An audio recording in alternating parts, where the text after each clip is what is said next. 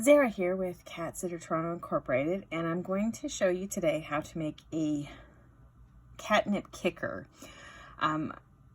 Cat owners the world around know how much cats are attracted to catnip, and they also enjoy attacking long objects so that they can really kind of get all their paws in on the action. So today, this is really simple and really easy to use. You can do this with a sewing machine or with a needle and thread. It's entirely up to you with what you've got at home. I've got this rectangle fabric here. It is approximately 10 inches by 5 or 6 inches. It's not very big, but I like using a rectangle so that I don't have to sew all the way around. I can put the right sides of the fabric together, and then I can sew only the two sides, and then I'll flip it inside out to stuff it. So you're going to want a nice rectangle fabric. You're also going to want fluff for the inside. This is just regular stuffing that I bought at Michael's, but you can use scraps of fabric, old toys. You can take them apart and use the insides and kind of repurpose and bring life back to something that you might throw out. This is what I'm going to use today. You're also going to want catnip. Any grade catnip will do, and depending on what your cats like, you might want to put a lot or a little bit. Also, if you don't want to put catnip inside, there's catnip spray you can use as well that you can spray on the outside. So I'm going to take this over to my sewing machine to sew it up, and I'll show you what that's going to look like. So here I am at my sewing machine. I have a heavy duty sewing machine because I love to sew. So I'm going to set it with a stitch length of about 1.5 because I want my stitches to be a little closer together to have that extra stability, since I know my cats are going to attack this with vigor and claw at it. So I want to make sure it's sturdy, but really any stitch. And if you're stitching by hand, just the smaller the stitch, the better. It'll help maintain the integrity of the fabric. You could, depending on the fabric you're using, sew it so that it's a much easier project and it's just the outside and you're just gonna sew along the edges, stuff it, and then sew. If you're going to do that, I would recommend not using a fabric that frays easily, like a canvas fabric or fleece. But since this is flannel, and flannel does fray quite easily, to avoid my cats ingesting extra bits of string that they don't need to be ingesting, I am going to stitch it up right sides together. So let's get going with that.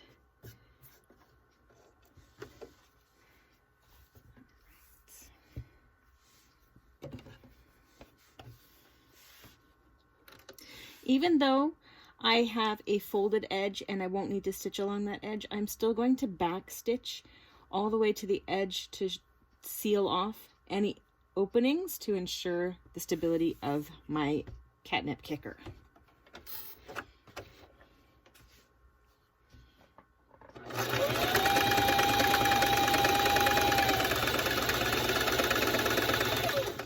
What I do love about a project like this is that I can stop at the edge of my sewing. I'll just adjust my camera there so you can see. If I stop at the edge of the sewing with the needle in, I can lift the presser foot, spin the fabric project over, put the foot down, and continue stitching. I don't need to stop my stitching and then flip to the other side and start again. I can just do it all at once.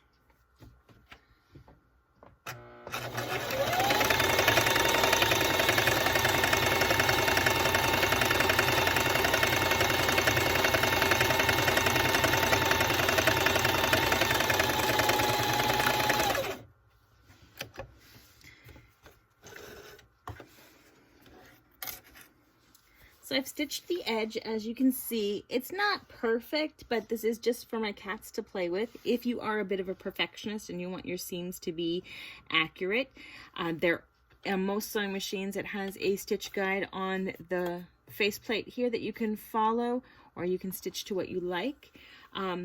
As far as the project goes, it's not going to affect the outcome, in my opinion. But again, if you are a bit of a perfectionist and you want it to be perfectly shaped and have it present just beautifully, you're going to want to make sure you're using a stitch guide for your fabric.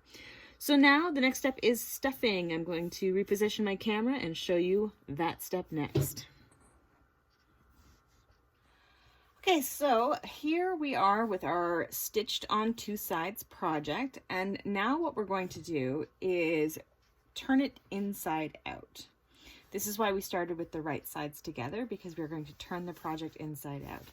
So you can just start doing that with your fingers, depending on how wide of a rectangle you started with. When you get to the end, you might need to use, say, a knitting needle or a ruler to get in and really pop the corners out.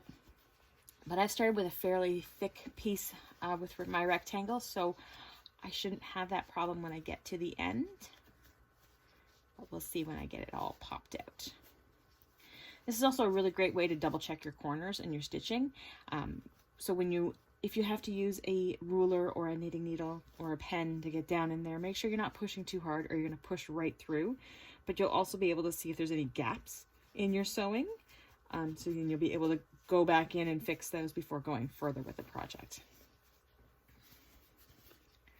So there, I have my rectangle turned inside out, and look at how beautiful it's going to be, all very playful with the whale right there.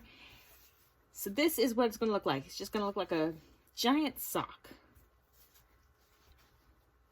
And then we're going to stuff it.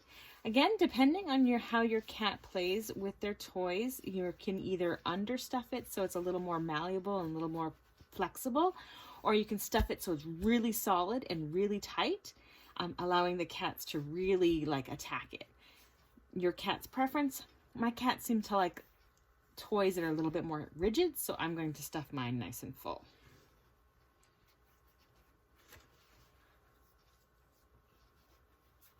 Now with the stuffing, you're just going to want to start with a small handful and push it in and push it all the way to the end. And just keep doing that until you have stuffed it to the capacity that you want for your project. So during stuffing, this is when you can deposit catnip in.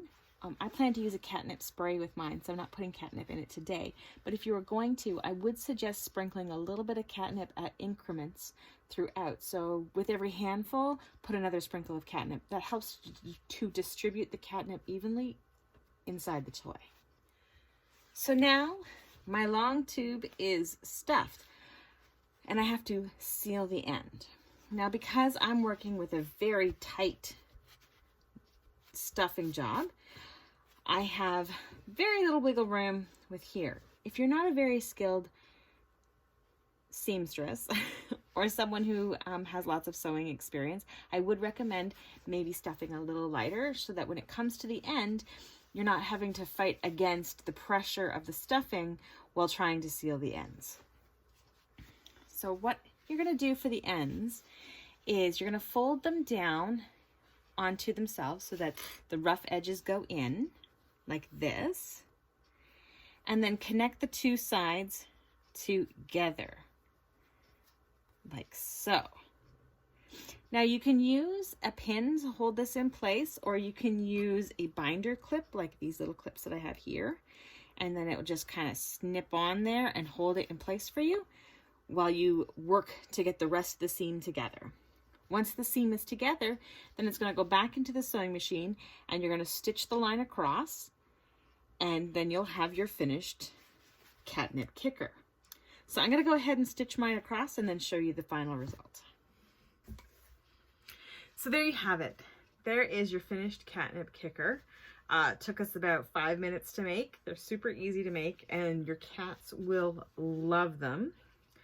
And again, it's something you can use with scrap fabric you have lying around from other projects, or if you have an old t-shirt that ripped or an old sweater. And these are all great things that you can repurpose into these amazing cat toys that your cats will love. So I can't wait to see what you guys create. Please feel free to share them in the comments, and I hope you enjoyed this video.